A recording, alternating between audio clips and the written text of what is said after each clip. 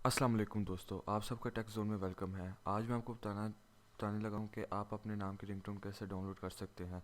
सबसे पहले free download mobile ringtones.com website पर जाएं। उसके बाद ये सर्च रिंगटोन्स का बार होगा, उस पर क्लिक करें। उसके बाद सेकंड ऑप्शन पे अपना नाम लिखें, जिस तरह मैं भी कोई भी नाम लिखने लगा हूँ, आसिफ, जैसे कि आसिफ। इसके बाद इधर सर्च करें, फिर जिस तरह ये आ गई है Asif please pick up the phone, ये रिंगटोन है, इस पर क्लिक करें। अगर आप रिंगटोन पहले सुनना चाहते हो डाउनलोड करने से पहले, तो पहले इधर क्लिक करके सुन लें।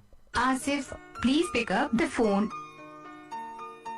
Asif, please pick up the phone. अगर आपको रिंगटोन पसंद आ जाए तो आप इसे डाउनलोड कर सकते हैं, जिस तरह इधर मैं करने लगा हूँ सेव लिंक एज करके। इसको यहाँ पे डाउनलोड कर लें। जब ये डाउनलोड हो जाएगी फिर आप इसको क्लिक करके सुन सकते हैं। Asif, please pick up the phone. अगर आपको मेरी वीडियो पसंद है तो मेरा चैनल ज़रूर सब्सक्राइब करें और लाइक करना ना भूलें। शुक्रिया।